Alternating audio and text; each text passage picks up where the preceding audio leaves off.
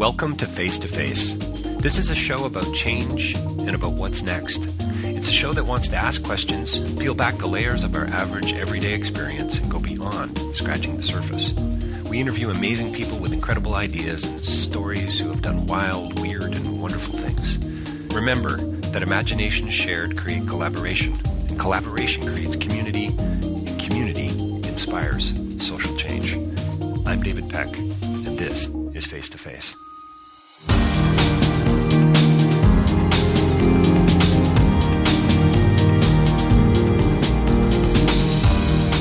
So this is something you're going to absolutely want to watch as soon as you possibly can. It's called Tuko Macho, and it's from the Nest Collective, and the director by the name of Jim Chuchu. We talked with Jim and George, actually, from the Nest Collective, and from two people deeply involved not only with this community but with this film. We talked about the issues surrounding it. We talked about how it was made. It's a very cool web series. It's got things to say about Kenya. It's got things to say about politics and relationships, and about capital punishment, and about ethics and morality, and done in such an interesting way. And they're taking this from a digital perspective. They're really taking this expression to a whole new level, it seems to me. So check them out online. It's called Tuko Macho, Tuko, and then Macho as it sounds. And check them out, the Nest Collective as well. They're a series of episodes, about 8 of them, all in. And like I said, it's going to challenge you, and it's going to, I think, introduce you into a new way of seeing the world, which to me is fascinating. And Jim and George and I just had such a great time. We had a wonderful time in the interview, so I hope you do enjoy it here at the Toronto International Film Festival. Tuko Macho coming up on rabble.ca. And don't forget davidpecklive.com for more information about my podcasting and my speaking and my writing. Coming right up, Jim and George and the Nest Collective on Tuko Macho. So welcome to Face to Face. We are joined by a couple of very special guests here, all the way from Kenya today, just for the interview, actually. Isn't it? Yeah, you're just in town for the interview. Yeah, all the way just for the interview. Toronto International Film Festival. We're here to celebrate and talk about what some are calling experimental, and I want to hear your thoughts on that. But Tuko Macho is a TV series, a YouTube-based TV series, question mark? Yes. How about you guys introduce yourself and then tell us a little bit about what the heck we're here to talk about today. Such a family show. Such a family show, that's right, yeah. My name is Jim Chuchu. I am a member of the Nest Collective, which created the series, and I was director on the series. Yes, my name is George. I'm a member of the Nest Collective, and I played quite a number of roles, but at least the consistent one was that I was the assistant director. Come on. Yeah. And the executive producer, and like the driver, and the driver, yes. Who brings the chocolate and stuff like and that. the chocolate and the coffee. Yes. Yes. No, that's good. That's excellent. So you've been involved at a lot of different levels. Oh, and hang on, one more part of the conversation. Njambi Koikai, executive producer, and I work with an organization called Forum Sud. It's Swedish, but we are partners with the Nest Collective. Excellent. So I guess maybe because we're just kind of Nest Collective. So just let's see, thinkers, makers, believers. And a small army. Thinkers and a small army of thinkers, makers, believers. Fascinating. Love the name of your group, of your community, the Nest Collective. It's brilliant. So let's go there first. Tell us about the Nest Collective a little bit, and then let's dive into the film series. Okay, the Nest Collective we started the Nest in 2012, and it was a space in Nairobi, and the idea there was to collect all the alternative thinkers in the city, the young ones who are often ignored by kind of the institutions. And so after 2 years of operating that way, we discovered that the internal voice of the Nest, the members of the Nest, was actually a thing worth investigating and developing. And that is where the collective formed. Our first group project, our first collaborative project was the Stories of Our Lives, which was a film and book project in 2014. And that was the reason we came to Toronto for the festival in 2014. Since then, we've deepened our voice, and that's why we now call ourselves exploring LGBTQ issues, wasn't it? Yeah, it was an LGBTQ project in Nairobi. In Nairobi, in Kenya, actually, because in we Kenya. went around the country collecting stories of queer people across the country. So that was a fire. Yeah, it was a fiery project that kind of helped us create this collective identity. Tell me about that internal voice of the collective. The collective consists of 10 members, and they're all from all kinds of different places. Some people are coming from finance, medicine, social work. We're not like an artist-only collective. Oh, interesting. And so what we mean by a group, what the collective means to us is that we create work collaboratively. For instance, Tuko Macho was written by 3 of the members. But then everyone kind of pitches in on the story and says, I think this is in. And so because of all these different viewpoints, we're able to craft things that are a little more 3 or 4 dimensional. Yeah. So it sounds fascinating, and I hope the listeners, and certainly I'm going to dig a little bit deeper, but I hope people dig. I love this idea of that you're not artists only. I wonder, is there a sense that the collective would say that we all are artists of a particular sort? Well, the thing is this, I did not come from an artistic background. Well, you're the driver, right? Pretty much. I came from a background of around social justice work, international relations, human rights work, international development, and ambulance.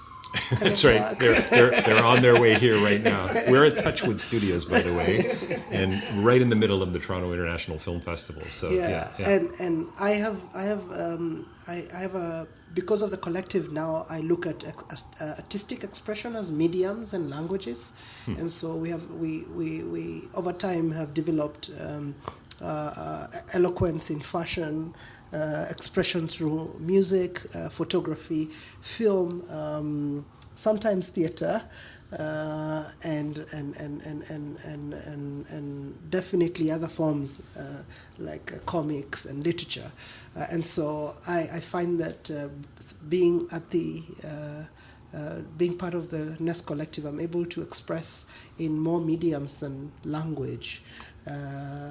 Or text, and so that's one of the. When you say express, so I've seen the first episode. I've spent a little bit of time on the site. Is this about Kenyan identity? Is this about personal identity, or could we even say this is kind of? I mean, the applications of the show are so human and across the board and global and apply to everyone. But does the collective really? I don't know. Is it that internal voice is a Kenyan internal voice in a sense? Does that? Well, like I feel the characters of our voice necessarily are generational. Right. There's an African generational voice there. There's also a citizenship question about how we exist as Kenyans, as young people in Kenya, as queer, straight, educated, privileged, unprivileged, all our characters, all our citizenships are part of, or non-citizenships are part of the fodder we use for our work. And so the challenge is how to treat the personal and to make it sort of like collective. And so we always borrow from someone's grievance as sort of the original instigation of a thought. And then it's baked and fed by everyone's opinions. And sometimes we don't agree. And so when we don't agree, we make sure the work reflects the disagreement as part of its expression. And I guess that's probably one of the qualities of the collective producing. I guess one example of that kind of disagreement would be our opinions on the death penalty in general. I would imagine. And here we are making a series where the main characters kind of do this over and over again. And I think even now, after doing the series, we still don't have a common point of view on death penalties. And we tried as much as possible to reflect that conflict of feeling in the series. So the Huffington Post calls it a kick-ass crime series, which cracks me up. It's so funny after seeing it. So I think it is. But you know, did you guys start? Were you sitting around a table like this one at a coffee shop? You know, saying, we need to talk about capital punishment. We need to talk about the taking of a human life. I mean, is that where you guys are? Do you start at a philosophical sort of position and say, let's do something really hip and cool and disruptive? I don't think so, actually. This one actually came in a very light way.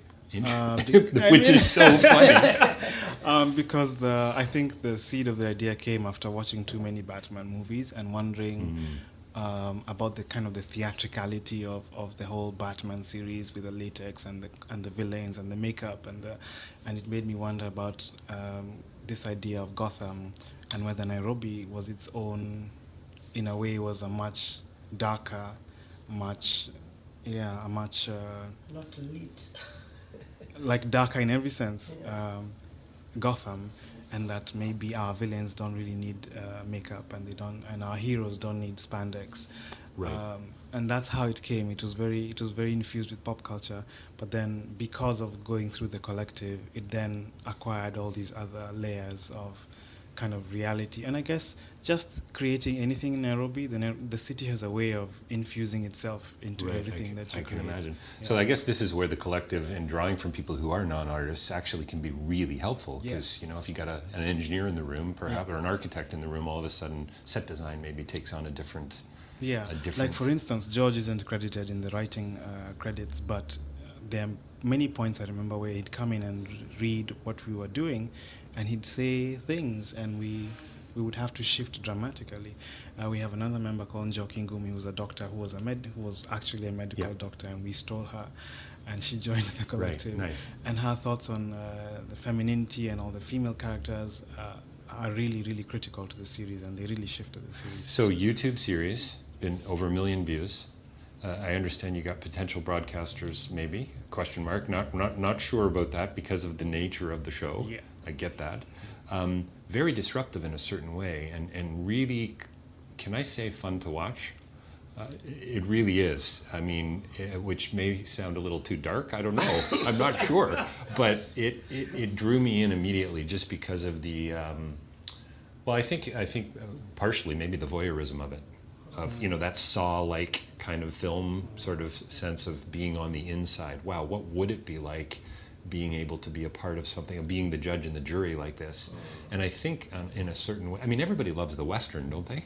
Yeah. Everybody loves it when Clint Eastwood rolls into town and shoots all the bad guys, right? There is something about that that's really cathartic and also deeply troubling, right? Yes.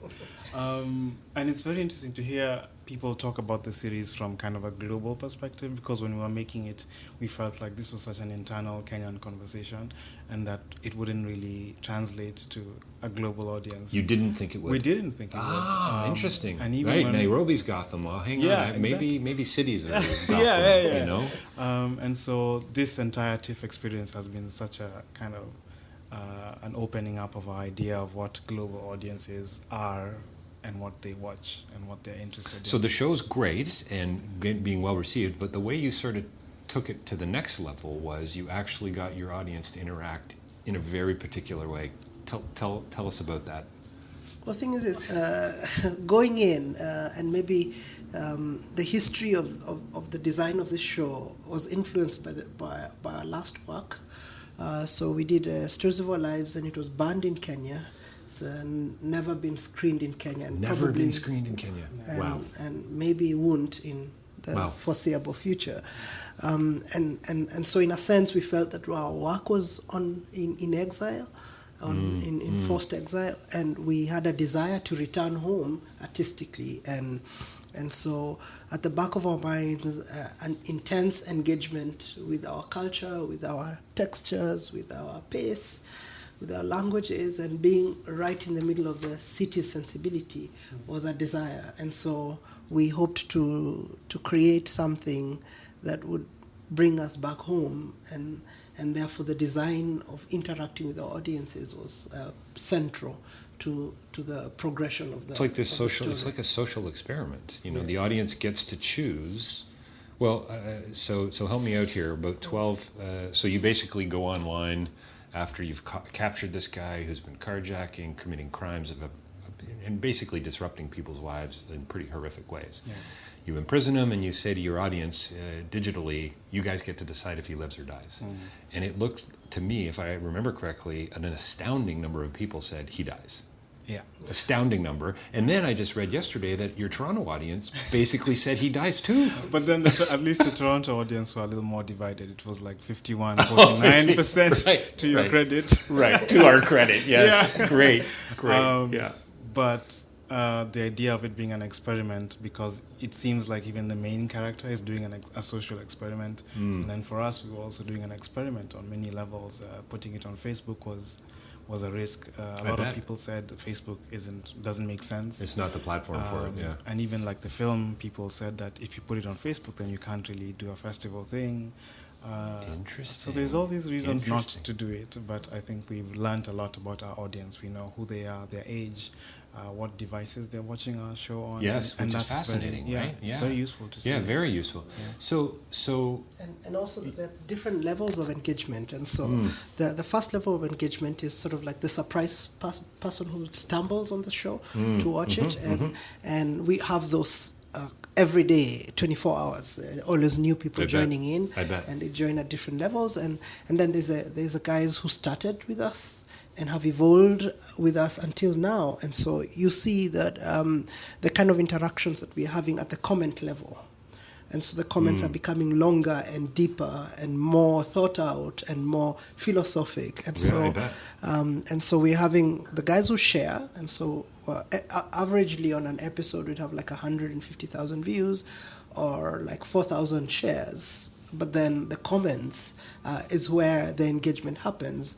So you'd see audience members debating based on the content, even without referring to us on our platform. And that, I guess, is a design of Facebook, where a lot of people still feel that they can have honest conversations and arguments in a public but private way. Private, sort of anonymous way, which is kind of interesting too, and with what you're doing with the show itself, because there is an anonymity to the executions, if I can say that, you know? And I remember there's even a character who talks about, who are you changing the city for? Are you doing it for real people, or these guys who are hiding behind computers voting? Right. Yeah, no, my background academically, as my listeners know, is philosophy, but I love the issues that this raises. Absolutely love it. I mean, it's stylish as hell. I mean, it's just so, there's one scene, and it has to be intentional, and I'm really hoping that truck stops backing up any minute now. There we go, got it. But there's a scene where, the judge and the jury, the actor is holding in the first episode, holding the food to take it into the criminal, and the split screen with the light between this side and that side, and I'm getting goosebumps. I absolutely love that. Is it really that simple? Is it really black and white? Is it really positive and negative? This is a complex issue we're dealing with here, guys. This is about being better humans. And then I also love the way you disrupt that shot with the bowl of food, and he won't take it. He won't take the food. And then he starts to pontificate, this guy. Anyway, I hope I'm planting some seeds with my audience so that they're already checking online. So as soon as the interview's over, I'm hoping my audience is going to watch the first episode.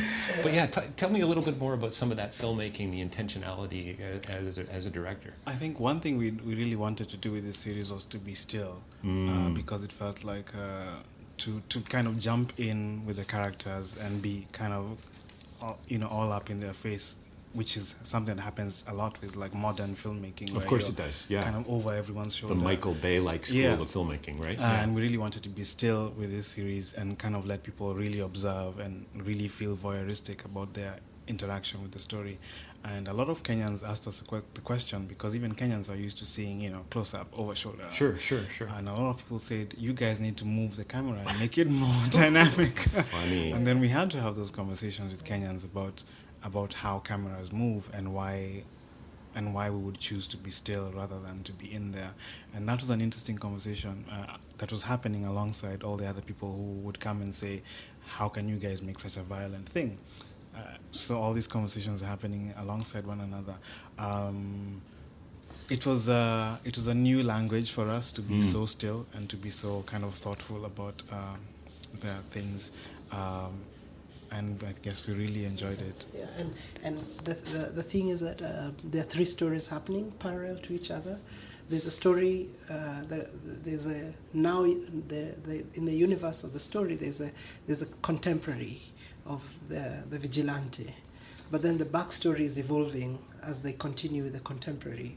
But also the story of the victims is evolving, and so we see a lot of people starting to develop empathy for the vigilante as the backstory develops. In a way, how can you not? No matter how criminal this person was, when you're given time to reflect and you are actually take time to listen and be still, right? Which, how can you not, in a way, feel somewhat convicted by, geez, can we really take this guy's life? Is that really the right answer here? Yeah.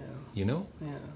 And sometimes people start getting disappointed by the vigilante, which also is necessary. Which is necessary, yeah. But also, I guess, the deliberate on the part of the film, instead of creating a hero, you create an anti-hero. Yes, of course, in a sense.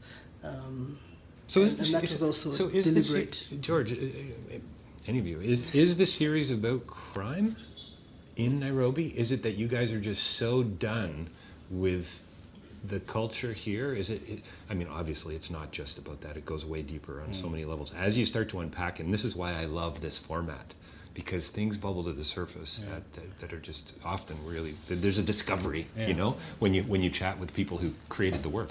But is that how it sort of started, in a sense? It's, geez, you know what? This is about the crime in the city. It's out of hand. We need to fight back. I don't think it was ever that simple. It always felt like that the core interest was the identity and how people become good or bad in our city, and all the structure around goodness and badness in our city. And so it applies not only to the vigilantes, but it applies to the victims, it applies to the audience, it applies to the society.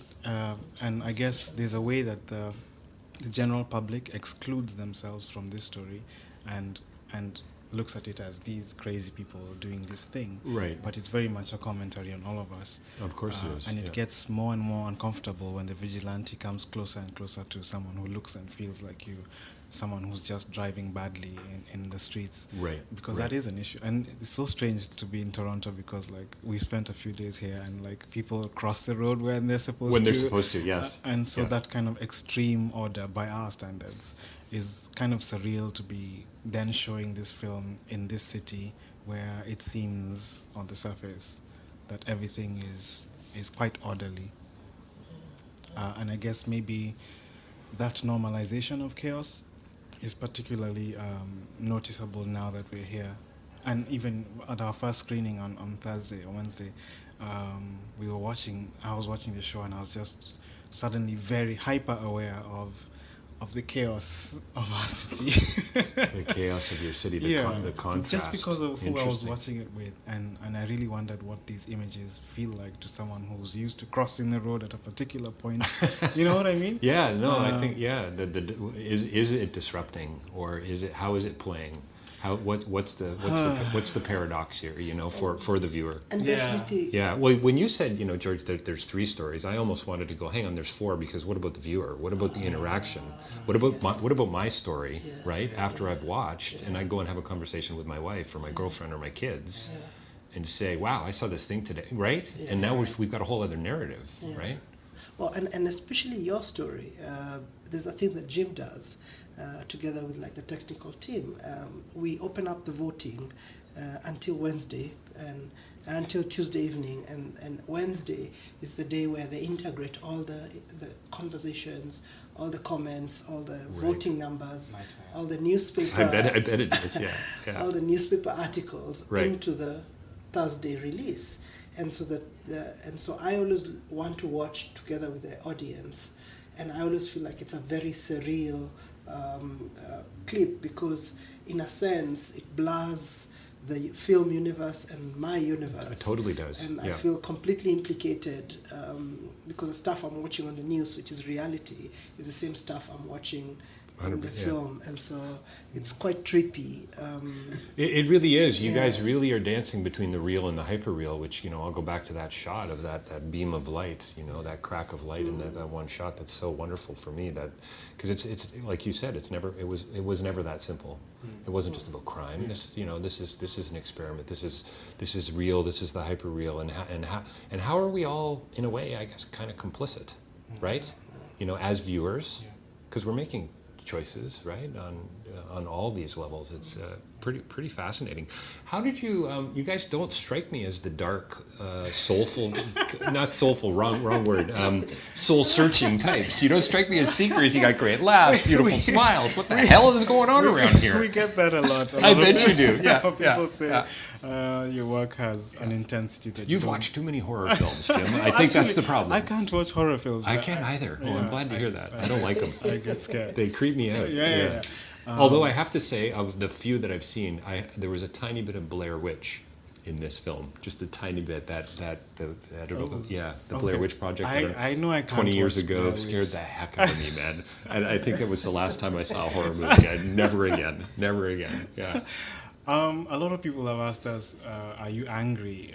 Interesting. Because you express anger in your work, but do you have to be angry to make angry work? I think there are times. Yes, I mean we get angry and all the things that we explore in the series exist in us at some point. But for us, the very act of creating the work means that you transfer, and it's not possible to continue to have these definite feelings after you've expressed them. So I guess for us, it's kind of selfish and cathartic. Well, and to go back to your earlier comment, George, I mean, that's kind of what you said. This is about the collective. This is about an expression of a particular sort. And one hopes that maybe when you create a thing like this and then Kenyans watch it, you hope that then there's a similar kind of catharsis. I mean, for us, the responsibility is different because we make the thing. Right, but for an audience to participate and watch the thing, you hope that there's a similar catharsis for the society in kind of getting to see a mental experiment kind of play out as real as it can be without actually. It really is wonderful what you guys have done. It all available online. Please, George. And when you talk about anger, the thing that anger is able to sustain itself is only when there's only one perspective to the nice. anger. Yeah, it's good. And so when you have a tunnel and a self-reinforcing story, then you're able to sustain anger. But when you have different perspectives of the grievance, Especially the opposing.